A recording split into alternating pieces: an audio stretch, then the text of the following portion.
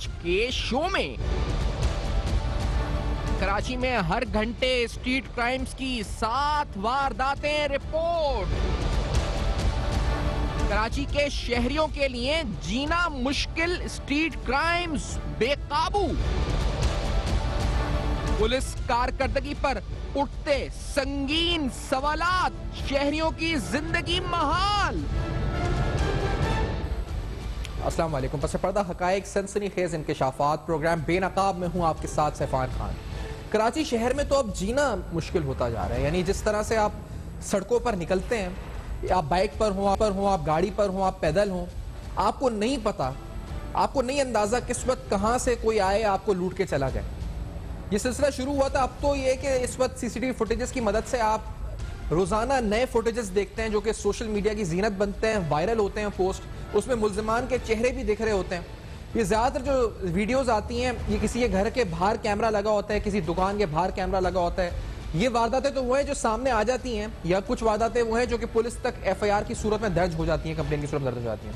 लेकिन बहुत सी ऐसी वारदातें, बल्कि ज्यादातर ऐसी वारदातें होती हैं जो कि रिपोर्ट ही नहीं होती हैं। अब यहां मसला यह है कि इस शहर के लोग मुसलसल इस डर और खौफ में जी रहे हैं।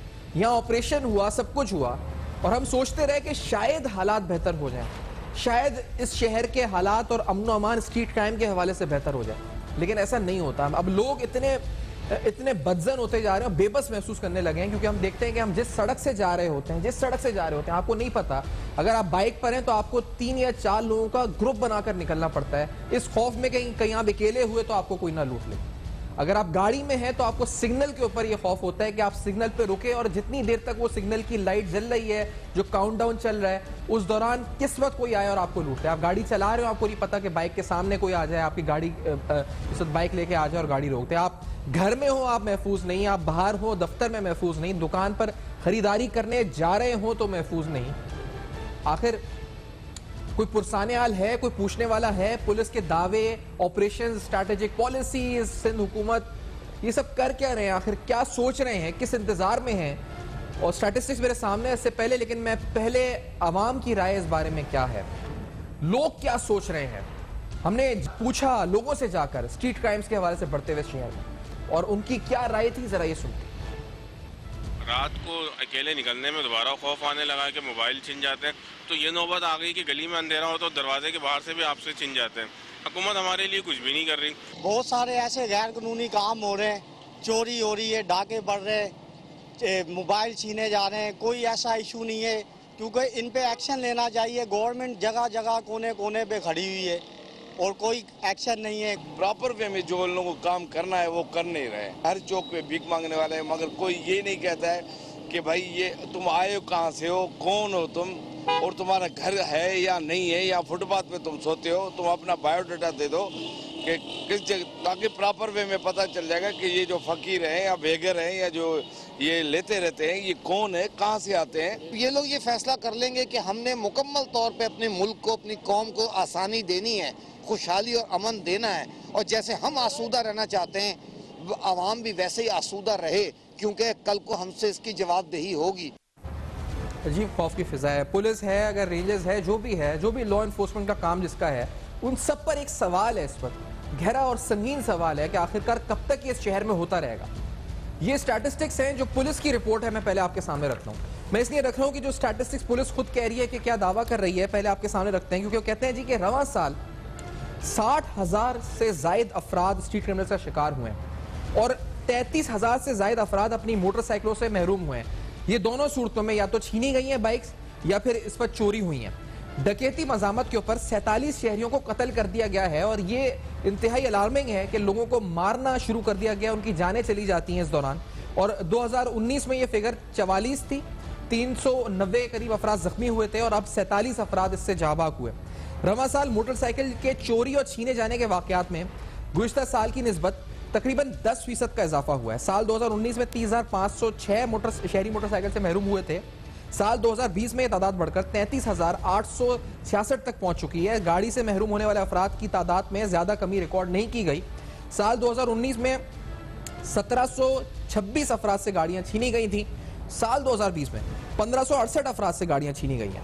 और मोबाइल फोन छीनने के वाकयात 19,637 शहरियों के साथ पेश आए हैं। ये आप जहन में रखें कि 19,637 वो शहरी हैं जिन्होंने इस वक्त रिपोर्ट किया है कि उनके मोबाइल छीने हैं, और कितने और छीने होंगे हम इस वक्त आप इससे अंदाजा ये लगा सकते हैं कि बहुत से यहाँ पे क्राइम्स हैं जो कि रिपोर्ट ही नहीं होते हैं। अनफॉर्चुनेट सिचुएशन है। हमने आज इस प्रोग्राम से कबल तमाम जो आला ओहदेदारान ने पुलिस के उनसे रब्ता किया और जानने की कोशिश की कि उनका मौकिफ क्या है इस बारे में, उनकी हिकमत अमली क्या है और दावों के बरस वो करने क्या जा रहे हैं, लेकिन हमें कोई मौसर जवाब नहीं मिला। हमारी इस प्रोग्राम से कबल भी 1-2 हफ्ते कबल तैयारी जारी थी। जब लोगों से हम राय ले रहे थे तो आईजी सिंध से भी रब्ता हुआ, उनसे कहा जी कि नुमाइंदा दें, बात करने आए, बताएं कि आखिरकार स्ट्रैटेजी क्या है हुकूमत की। CPLC के चीफ से बात की कि आखिर क्या सोच रहे हैं, स्ट्रैटेजी किस तरह कंपोज कर रहे हैं, क्या आप कुछ सोचते भी हैं इस बारे में, नहीं जो शहरी इस वक्त फेस कर रहे हैं। लेकिन हमें कोई मौसर या जिसे कहा जाए कि ऐसा जवाब ही नहीं मिल सका जो हम आपको बता सकें कि ये जवाब मिला हमें, और ना वो आए इस प्रोग्राम में शिरकत करने के लिए। लेकिन शहरियों का सवाल वहीं का वहीं है कि आखिरकार जिम्मेदार कौन है और कब ये मामलात रुकेंगे। जफर अब्बास साहब समाजी कारकुन तो हैं, एक बहुत बड़ी NGO चलाते हैं, लेकिन इसके साथ साथ शहर की आवाज़ भी खूब आते हैं मामलात पर। हमारे साथ प्रोग्राम में मौजूद होंगे। हमारे साथ अरशद वोरा साहब PSP के सीनियर रहनुमा हैं, साबिक डिप्टी मेयर कराची साथ होंगे। अहमद चनोई साहब साबिक चीफ CPLC और साबिक IG गुलाम कादिर थेबो साहब प्रोग्राम में साथ हैं स्टूडियोज में। तमाम मेहमान का बहुत शुक्रिया, आपने प्रोग्राम में ज्वाइन किया। जफर अब्बास साहब, ये आखिर कब तक होता रहेगा जफर अब्बास साहब ये शहरियों के साथियों के साथ शहर के कराची? देखें, जब तक इन तमाम मसाइल को संजीदगी से गौर से नहीं देखा जाएगा, इस बात पे गौर नहीं किया जाएगा कि एक लड़का जो बाइक के मोटरसाइकिल पे आ रहा है, उसने टाई लगाई हुई है, उसने एक अपर पहना हुआ है और वो अपनी पर्सनैलिटी वाइज किसी कंपनी का मुलाजिम लग रहा है, एक अच्छी फैमिली का बच्चा है, लड़का है, और वो वापसी में शाम 5 बजे किसी गली मोहल्ले में घुस जाता है अननोन, और वहां से मोबाइल छीनता है और भाग जाता है। और अगर पकड़ा जाता है तो लोग उसको किसी हद तक भी मारते हैं, या बहुत सारी जगहों में लोग जला भी रहे हैं, लोग मार डालते हैं, मुख्तलिफ चीजें। तो सोचना ये पड़ेगा कि एक अच्छी पर्सनैलिटी का लड़का मोबाइल क्यों छीन रहा है, और वो मोबाइल जिसके अंदर 1000 तरह के लॉक लगे हुए हैं, अगर आईफोन है तो वो तो खुल भी नहीं सकता, तो वो शायद कोई 500-1000 रुपए का खरीद लेगा उससे। बात ये है, हमें इस चीज पे तवज्जो देनी है, हमें इस पे गौर करना है, क्योंकि देखें ये जितने फिगर्स आप बता रहे हैं वो सारे फिगर हैं जो शायद किसी ने रिपोर्ट किए हैं। मैं अगर अपने हल्का अहबाब में देखूंगा, जिसका मोबाइल छिनता है, मैंने तो नहीं सुना कि उसने कभी कंप्लेन की हो, घर गया हो, डब्बा ढूंढा हो, निकाला हो, IMEI नंबर बताया हो, नहीं। मैटर ये है कि कराची शहर इस वक्त बेरोजगारों का इतना बड़ा, मतलब एक इतना बड़ा रेशो है इस शहर के अंदर, बढ़ता जा रहा है जिसकी कोई इंतहाई नहीं। ये जो कोविड का 6 महीने 5 महीने का लॉकडाउन आया था, इसने इतना नौजवान बेरोजगार कर दिया इस शहर का जिसकी कोई मिसाल ही नहीं है। अब बात ये है, वो लड़का जो पहले ही कोटा सिस्टम की जद में था, जिसको सरकारी नौकरी मिलनी नहीं थी क्योंकि वो कराची में पैदा हुआ, अब वो कोई भी हो सकता है, कोई भी जबान बोलता हो, अगर वो कराची में पैदा हुआ है तो नौकरी उसके लिए नहीं है, ये एक रूल पास हुआ है। अच्छा भाई, अब तक तुम्हें सरकारी नौकरी नहीं मिलेगी। प्राइवेट का मसला ये कि वो कह रहे हैं जब 6 महीने काम बंद रहा, हमारे कंटेनर फंसे रहे, हमारा काम नहीं है, मार्केट तबाह हो गई, पैसे की मैं आपको नौकरी क्यों। फैक्ट्रियों ने 15-15 हजार 10-10 हजार लोग एक फैक्ट्री में पारिक की। अब जो इतने बेरोजगार लोग घरों में बैठे हैं, अब उनके घरों में बीमार भी हैं, उनके घरों का किराया लेने मालिक मकान को आना है, वो दरवाजा पीटेगा अगर नहीं दोगे। जहनी कर्ज, अजियत, माँ की दवाई, बच्चे का दूध, घर का राशन, रोटी, इतनी बड़ी अजियत है जिसकी कोई इंतहा नहीं। मैं आपको कैसे बताऊं, मैं डायरेक्ट झेल रहा हूं लोगों को, मैं डायरेक्ट डील करता हूं लोगों को। मेरे इदारे में एप्लीकेशनों का रेशो हजारों में चला गया है। एक दिन में अगर पहले 25-50 केस आते थे, अब हजारों केस आ रहे हैं। औरतें आ रही है कि मेरा शौहर फेस नहीं कर सकता, हम सफेद पोश हैं, हमने कभी किसी के आगे हाथ नहीं फैलाया। वो क्या करेंगे? वो कह रहे हैं बेटी की फीस है, बेटी का आखिरी सेमेस्टर है, कोई कह रहा है बच्चों की फीस है, और ऐसी ऐसी फैमिलीज के आप तसव्वुर नहीं कर सकते। तो उनको आखिरी ऑप्शन शायद यही नजर आता है मौत से पहले के बाद, जब मेरे घर में खुशहाली नहीं है, मेरी माँ मर रही है बगैर दवाई के, मेरे बच्चे मर रहे हैं दूध के बगैर, तो फिर किसी को क्यों जीने दूं? वो निकल पड़ते हैं, चलो जी चोरी करो, मोबाइल छीनो, और फिर जब उसमें मारे जाते हैं तो उनकी सफेद पोश फैमिलियां रात के अंधेरे में मैयतें रिसीव करती हैं, मुर्दा खानों से दफना देती हैं, और मोहल्ले में बता देती हैं जी रात में एक्सीडेंट हुआ था, बच्चे की बॉडी काबिल थी, हमने रात ही रात दफना दिया। ये इस शहर में हो रहा है। अब इस सच को मैं बोलूं जी, क्राइम को ऐसे पकड़ेंगे भाई, भूख आप देखें दुनिया में कहीं आपने सुना है कि ग्रेजुएट और मास्टर्स लड़के खाना सप्लाई करें मोटरसाइकिलों पे?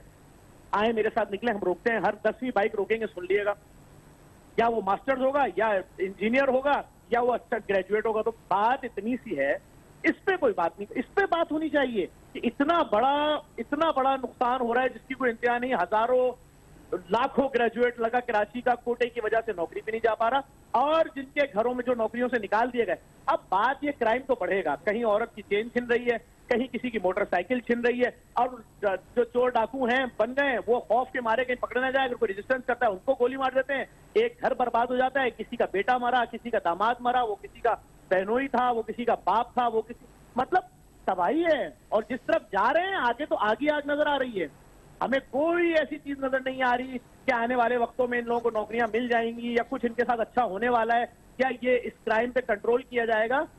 मैं नहीं समझता कि हम ऐसा कोई वक्त देख रहे हैं, आगे और मुश्किल। होलिस्टिकली आपने बता दिया कि वजह इसकी क्या है इस वक्त, तो बिल्कुल आपने दुरुस्त कहा कि गुर्बत है, और जिस तरह से माशी कारकर्दगी हमारी चल रही है तो मामला बिगड़ने, और आप कह रहे हैं आगे आगे नजर आ रही है। जफर अब्बास आपको, अरशद वोरा साहब से जानेंगे जी आपको आगे क्या नजर आता है, और थेवो साहब से जरूर के पुलिस की स्ट्रैटेजी क्या होनी चाहिए। एक रिपोर्ट मेरे पास आई जो जिस रिपोर्ट के अंदर ये बताया गया कि किस तरह एक मुनज़्ज़म ग्रोह है इस वक्त मंशियात फरोशों का, जो शहर में इन क्राइम्स में भी मुलव्वस है, स्ट्रीट क्राइम्स के अंदर।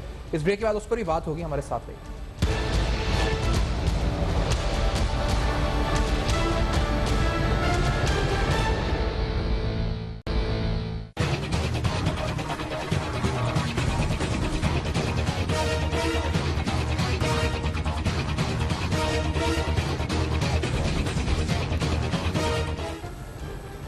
Welcome back. आप देख रहे हैं बेनकाब, और बेनकाब में हम अहम तरीन सवालात उठा रहे हैं। हम जानने की कोशिश कर रहे हैं कि आखिरकार कब तक हम लोग गैर महफूज रहेंगे इस शहर कराची में, जहां बदतरीन स्ट्रीट क्राइम्स हो रहे हैं इस वक्त। बिल्कुल जैसे कहा जाए कि एक लॉलेसनेस की आप कहाँ मिसाल कायम करें, एक रियासत जिसमें कोई कानून नहीं है वो नजर आता है। इसकी वजह सोशली क्या है, इस पर जफर अब्बास साहब ने रोशनी डाली। में अरशद वोरा साहब, अहमद चुनाय साहब साबिक चीफ CPLC, और गुलाम कादिर थेबो साहब जो कि साबिक IG हैं, प्रोग्राम में साथ मौजूद हैं। तीनों की मौजूदगी का फायदा उठाते हुए एक रिपोर्ट, थेबो साहब मैं आपकी तरफ पहले आऊंगा सर, एक रिपोर्ट जो रिसेंट सामने भी आई कि कराची पुलिस ने तैयार की, एडिशनल IG साहब के कहने के ऊपर स्पेशल रिपोर्ट है। इसमें जो कराची में स्ट्रीट क्राइम और जराइम की वारदातें हैं, इसमें खुसूसी रिपोर्ट तैयार हुई, और पुलिस ने खुसूसी report additional IG Ghulam Nabi Memon के अहकाम पर तैयार की है। इसमें बताया गया कि शहर के 7 अजला में 1000 से जायद बड़े मंशियात फरोश सरगर्म हैं। सबसे ज्यादा मंशियात फरोश जिला गरबी और वस्ती में है। रिपोर्ट के मुताबिक जिला गरबी में 234 और वस्ती में 233 हाई प्रोफाइल मंशियात फरोश हैं। मलीर में 143, कोरंगी में 118, जुनूबी में 114, सिटी में 105, शर्की में 90 मंशियात फरोश काम कर रहे हैं, और मंशियात फरोशों के खिलाफ ग्रैंड ऑपरेशन का आगाज कर दिया, ये उन्होंने कहा एडिशनल IG ने। और कराची पुलिस मंशियात के खिलाफ कार्रवाइयाँ करती रहेगी, और 1038 टोटल जो है ये मुनज़्ज़म तौर पर सरगर्म है। इस मंशियात फरोशों के खिलाफ कार्रवाई से एडिशनल IG का कहना था कि 25% कमी आई है स्ट्रीट क्राइम्स में। तो थेबो साहब, क्या लिंक है मंशियात फरोशों में और स्ट्रीट क्राइम्स में? और ये जो कहते हैं कि 25% कमी आई है, इस पर कोई भी शहरी सर, मुझे नहीं लगता आप करें यकीन, मुझे नहीं लगता कोई यकीन करेगा कि 25% कमी आई है स्ट्रीट क्राइम्स में। जी थैंक यू वेरी मच। देखिए बात यह है कि इसमें कोई शक नहीं है कि अभी कराची में जो है जो टेररिज्म या बाकी जो क्राइम है वो काफ़ी उसकी सिचुएशन बेहतर है, लेकिन जो स्ट्रीट क्राइम है उसकी सिचुएशन वो अंडर कंट्रोल नहीं है। और स्ट्रीट क्राइम को अंडर कंट्रोल ना करने की एक बड़ी वजह जो आपने बताई है, बाकी वजूहात भी हैं, लेकिन ये ड्रग्स की वजूहात ज़्यादा हैं। इसलिए कि आम तौर पे क्या होता है कि लोग ड्रग जो यूज़ करते हैं वो छोटा मोटा क्राइम भी करते हैं, साथ में पैसे भी उनके पास नहीं होते, वो पैसे लेने के लिए भी क्राइम करते हैं। तो इसमें कोई शक नहीं है कि जो रिपोर्ट अभी कराची पुलिस ने बनाई है, ये हकीकत है कि इसमें यहाँ पे प्रॉब्लम है, लेकिन मसला ये है कि ये ड्रग को भी कंट्रोल करना पुलिस का और ANF का काम है, और उसमें प्राइमरी जो छोटे पैमाने पे जो ड्रग्स के प्रॉब्लम है वो तो पुलिस को ही हैंडल करने हैं। तो उस हवाले से मैं समझता हूँ कि इनको कराची पुलिस को जल्दी अपना फोकस चेंज करना चाहिए और ड्रग्स के ख़िलाफ़ कार्रवाई करनी चाहिए। और उसके अलावा मैं आपको बताऊँ कि हमारी पुलिस की इन्वेस्टिगेशन जो है वो भी अच्छी नहीं है। तो इन्वेस्टिगेशन, क्योंकि अभी तक हम वो लॉ एंड ऑर्डर के उससे निकले नहीं हैं, और हालांकि अभी तो हमारा फोकस या स्ट्रेटजी चेंज करनी चाहिए। और अभी हमें जो भी क्राइम होता है या FIR होती है तो उसके हवाले से हमें डिटेक्शन की तरफ जाना चाहिए, प्रिवेंशन के वो ऑटोमेटिकली प्रिवेंशन हो जाए। लेकिन हमारे लोग अभी तक वो लॉ एंड ऑर्डर के हवाले से देखते हैं, प्रिवेंशन के हवाले से देखते हैं, लेकिन क्राइम इन्वेस्टिगेशन के हवाले से या डिटेक्शन के हवाले से नहीं देखते हैं। तो उस हवाले से इनको फोकस ये करना चाहिए कि जो है इन्वेस्टिगेशन जिसमें फॉरेंसिक जो हो वो साइंटिफिक फॉरेंसिक हो, जो एविडेंस हो वो साइंटिफिक हो, चूंकि जो साइंटिफिक एविडेंस होता है उसको कोई रिफ्यूट नहीं कर सकता कोर्ट में, तो कोर्ट उसको सजा देगी। अब प्रॉब्लम यह है कि यहाँ पे वो हमारे पास जो होनी चाहिए फैसिलिटीज डीएनए की या लेबॉर्ट्री जो होनी चाहिए जिस तरह पंजाब में है वो भी नहीं है। फिर उसके अलावा फिर सर्वेलेंस कैमरास का मसला है, तो वो भी अभी तक नहीं है, वो होने चाहिए ताकि शहर में, इतना बड़ा शहर है, इसमें जो सेफ सिटी का प्रोजेक्ट था वो अभी तक इम्प्लीमेंट नहीं हुआ, वो कैमरास होने चाहिए ताकि उसे पता चले कि कौन क्या कर रहा है। तो ये सारी जब चीज़ें होंगी, प्लस जिस तरह असले का मसला है, तो असला भी अभी गैर कानूनी या बगैर लाइसेंस के यूज़ होता है और असले के जोर पे भी क्राइम होता है। तो ये दो चीज़ें, एक असला और दूसरा जो है ये ड्रग्स, ये मेन इसमें है, इसको फोकस करना चाहिए, जो इलीगल असला है और उसके अलावा जो ड्रग्स हैं, ताकि चूंकि ज्यादातर स्ट्रीट क्राइम यही लोग करते हैं, तो और उसके अलावा इन्वेस्टिगेशन को फोकस करना चाहिए, ना कि लॉ एंड ऑर्डर को, ताकि क्राइम की डिटेक्शन हो। जब क्राइम की डिटेक्शन होगी तो वो ऑटोमेटिकली प्रिवेंशन हो जाएगी। लेकिन सिर्फ गश्त करना या पिकेट लगाना या रास्ते में चेकिंग करने से मसला हल नहीं होगा। अरशद वोरा साहब, मुझे बताइए कि ये जो अगर थे वो साहब, मैं एक सवाल अरशद वोरा साहब की तरफ ही लेके आना चाहूंगा। आपने बिल्कुल दुरुस्त फरमाया कि फोकस होना चाहिए। मसला यहाँ पर यह है कि एक साल में 60,000 अफराद अरशद वोरा साहब स्ट्रीट क्राइम्स का निशाना बन गए हैं, 47 अफराद अपनी जानों से गए हैं।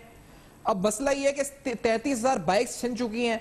सर, ये हमारी पुलिस कब फोकस करेगी सही तरह से? जैसे थेवो साहब निशानदेही कर रहे हैं, ये किस इंतजार में है? जब ये 40-45 के बजाय 400 लोग मर जाएंगे, जब फोकस करेंगे 60,000 के बजाय 6 लाख क्राइम्स होंगे, जो होंगे मेरे ख्याल से रिपोर्ट 60,000 हुए होंगे, तो कब फोकस करेंगे वोरा साहब? आखिर कब होगा ये फोकस वोरा साहब?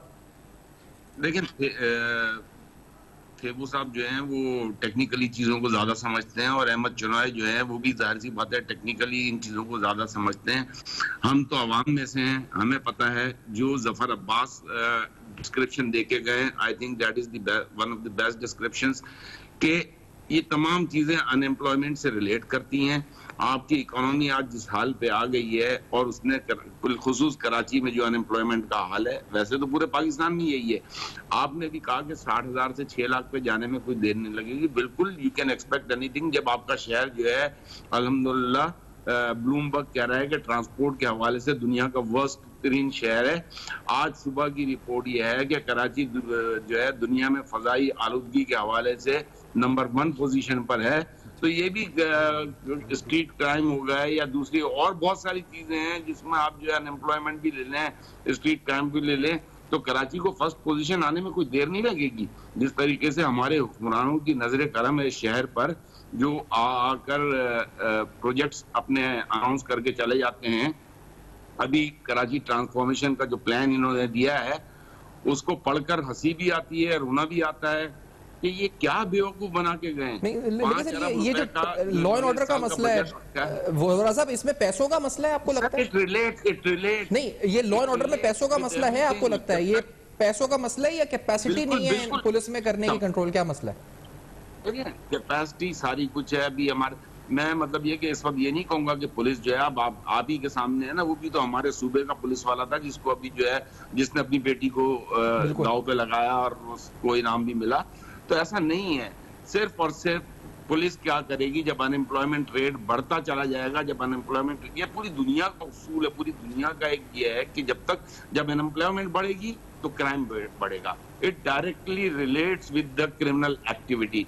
तो आपका सब कुछ जो है वो अनएम्प्लॉयमेंट है। इस शहर के अंदर जो लोगों की परेशानियां हैं, चाहे वो पानी के लिए परेशान हो रहे हो, चाहे वो इंफ्रास्ट्रक्चर के लिए, चाहे वो ट्रांसपोर्ट के लिए, जब तक इस शहर के लोगों को मेंटल पीस नहीं मिलेगा तब तक ये चीजें होती नहीं। लेकिन मैं माजरत के साथ आपसे एक बात सवाल के सूरत में इख्तिलाफ करना चाहूंगा, क्योंकि वोरा साहब ये बात जफर अब्बास साहब ने भी की, आपने भी की, 100% दुरुस्त है कि अनएम्प्लॉयमेंट इज द रीजन। लेकिन ये पुलिस को बरी ज़िम्मा नहीं करती। अगर किसी सड़क के ऊपर पूरी सड़क को ब्लॉक करके उस पर लूटमार होती है और वहां पुलिस का नामो निशान नहीं होता, तो वो अनएम्प्लॉयमेंट इज द रीजन। लेकिन पुलिस का भी तो किरदार है, वो बरी ज़िम्मा तो नहीं हो सकता इस पूरे मामले से कि ये क्या क्या अनएम्प्लॉयमेंट बढ़ रही है या गुर्बत बढ़ रही है।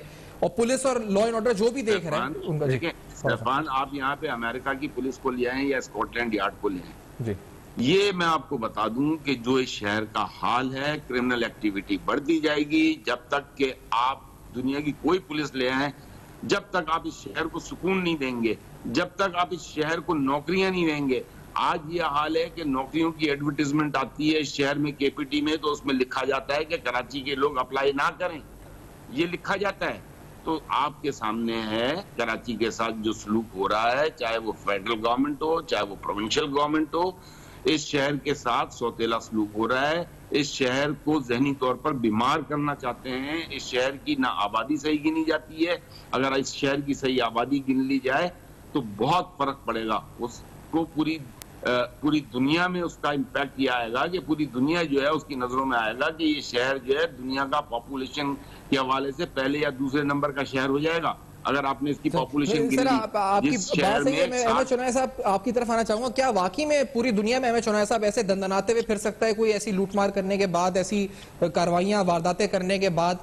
आप एग्री करते हैं कि यहाँ पे अगर जो लॉ एनफोर्समेंट का सिस्टम है, वो पुलिस है, रेंजर्स है, जो भी कंट्रोल कर रहा है, उसको बेहतर करने की जरूरत है? और अगर वो अब ये कह दें कि हम करेंगे भी तो कुछ नहीं होगा, ये बात सही है क्या चुनाय साहब? बिस्मिल्लाह रहमान रहीम। देखिए, मैं सारी बहस सुन रहा था और जब आप ये कह रहे थे कि स्ट्रीट क्राइम में बेतहाशा इजाफा हो गया है, तो मेरा तो सवाल आपसे ये बनता है कि स्ट्रीट क्राइम में कमी कब हुई है? मैं पिछले 25 साल से लॉ एंड ऑर्डर के इश्यूज़ में इन्वॉल्व हूँ किसी न किसी कैपेसिटी में, और मैं ये देख रहा हूँ कि ये बतदरीज बढ़ता ही जा रहा है, कम तो कभी भी नहीं हुआ। और इसकी बहुत सारी बुनियादी वजूहात हैं कि एक चले सबसे बड़ी वजह हम ये समझ लें कि जब बड़े क्राइम्स कम होते हैं तो उनका प्रेशर जो है वो छोटे क्राइम्स पर आता है।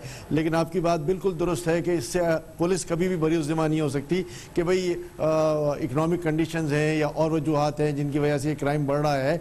तो पुलिस का तो काम है कि जिस क्राइम पे काबू पाए। जब आप ये पूरा एक जायचा निकाल सकते हैं शहर का कि शहर के 1038 जो हैं वो गिरोह हैं मुंशियात के जो मुख्तलिफ जगहों पे काम कर रहे हैं, तो जब ये निकल सकता है तो ये डाटा नहीं निकल सकता कि शहर में कहाँ कहाँ जो है वो स्ट्रीट क्राइम करने वाले लोग हैं, कहाँ कहाँ स्ट्रीट क्राइम्स हो रहे हैं। ये डेटा निकला हुआ है, इस डेटे की निशानदेही भी हुई भी है। तो मेरा सवाल सिर्फ यही है कि जी पुलिस को इस डेटा पे काम करके जो जो स्ट्रीट क्राइम्स के हॉट स्पॉट्स हैं और साथ साथ जो लोग इसमें इन्वॉल्व हैं, मैं तो ये कहता हूं कि ये मुमकिन ही नहीं है कि कराची के किसी थाने को पता ना हो कि उसके इलाके के अंदर जो है वो स्ट्रीट क्राइम कौन कर रहा है और कैसे कर रहा है। तो ये सब एक इंटरेस्ट की बात है कि किस तरह पुलिस जो है वो रिएक्ट कर सकती है। ये सारी फैसिलिटेशन जो है जिसमें हम कैमरा सिस्टम की बात करते हैं, जिसमें हम पुलिस की नफरी बढ़ाने की बात करते हैं, जिसमें हम ये बात करते हैं कि पुलिस को बेटर कैपेसिटी ट्रेनिंग की जाए, ये सारे जो है वो मैं समझता हूँ इन एड हैं कि जी और ज़्यादा बेहतर हो सकता है। लेकिन जो बुनियादी काम है कि जी इस क्राइम को रोकना, वो पुलिस का काम है और उसको रोकना चाहिए। इसमें कोई वजह नहीं है कि ये ना रुके। अहमद चुनाय साहब, आपने बिल्कुल दुरुस्त कहा। मैं 1 नवंबर की रिपोर्ट है सीपीएलसी की, वो रखूंगा आप लोगों के सामने नाज़रीन, और हम ये जरूर बताएंगे अहमद चुनाय साहब ने जिस तरह, और हम भी ये बात कह के ये जो बातें हैं कि सेफ सिटी प्रोजेक्ट होना चाहिए, कैमरेज नस्ब होने चाहिए, पुलिस की ट्रेनिंग होनी चाहिए, ये बातें कर करके थक गए, लेकिन कोई रिजल्ट नहीं नजर आता, सिर्फ दावे नजर आते हैं। इस ब्रेक के बाद और सवालात हमारे साथ रहेगा।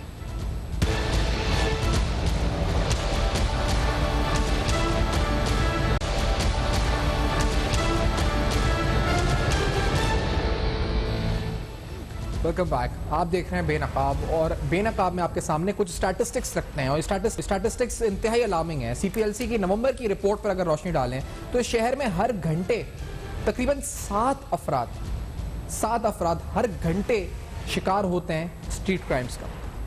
इस रिपोर्ट के मुताबिक शहर कायर के महीने में 5375 वारदातें रिपोर्ट हुई थी, और यौमिया तकरीबन 179 के करीब जो इस वक्त वारदातें होती हैं हर घंटे स्ट्रीट क्राइम्स की, और 7 वारदातें रिपोर्ट हुई हैं हर घंटे। और रिपोर्ट में बताया गया कि सबसे ज़्यादा मोटरसाइकिलें चोरी जो हुई वो 3172 वारदातें मोटरसाइकिल चोरी की हुई। दूसरे नंबर पर मोबाइल फ़ोन 1843, मुख्तलिफ इलाकों में 14 गाड़ियाँ इसके असला के जोर पर छीनी गई और 141 गाड़ियाँ चोरी कर ली गई। सिर्फ 33 गाड़ियाँ ही बरामद की जा सकी। मुख्तलिफ इलाकों में शहरियों से 205 मोटरसाइकिलें असले के जोर पर छीनी गई। 3172 टोटल मोटरसाइकिलें हमने कहा छीनी गई, जो कि सब में बड़ा क्राइम था। सिर्फ 221 ही मोबाइल फोन बरामद किए जा सके, और मुख्तलिफ इलाकों में भत्ताखोरी की 3 और कत्ल गारत गरी के 31 वाकयात भी रिपोर्ट हुए।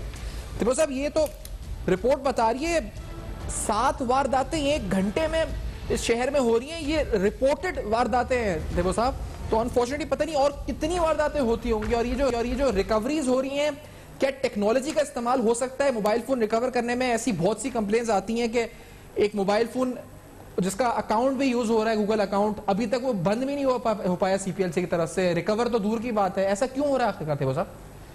देखिए, ये बात आपकी सही है। जिस तरह मैंने आपको कहा कि ये प्रॉब्लम स्ट्रीट क्राइम का है और उसमें ये पुलिस को करना चाहिए, उस पर फोकस करना चाहिए। और ये बीच में एक सिस्टम भी आना था जिसमें कि अगर कोई मोबाइल फ़ोन जो है वो उसको ब्लॉक किया जा सकता है, वो यूज़लेस भी हो सकता है। अब पता नहीं वो इम्प्लीमेंट हुआ या नहीं हुआ है। और उसके अलावा रिकवरी अच्छी आनी चाहिए। ये सारी चीज़ें इसलिए मैं कह रहा हूँ कि पहले अगेन मैं दोबारा आपको कहूँगा कि हमारे यहाँ फोकस जो है वो इन्वेस्टिगेशन पे नहीं है। इन्वेस्टिगेशन पे होगा और डिटेक्शन पे और रिकवरी पे होगा तो फिर वो बंदा भी पकड़ा जाएगा, उसको सज़ा भी मिलेगी और उसके बाद दोबारा वो इस तरह नहीं करेगा।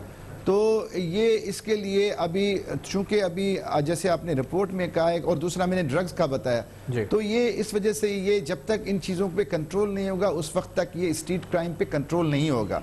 तो इसके लिए बहुत ज़रूरी है कि स्ट्रेटजी चेंज की जाए और फोकस किया जाए इन्वेस्टिगेशन पे और उसकी डिटेक्शन पे और उसके अलावा उनको सज़ा दिलवाने पे। प्रॉब्लम ये है कि हमारे यहाँ बेल हो जाती है और उसके अलावा सज़ा नहीं मिलती। तो जब तक स्ट्रीट क्रिमिनल को सज़ा नहीं मिलेगी उस वक्त तक फिर ज़ाहिर है वो दोबारा भी आके क्राइम करते हैं। तो ये जब चीज़ें ये होंगी तो फिर कंट्रोल भी होगा। पुलिस की तरफ से पुलिस यही कर सकती है, प्लस पुलिस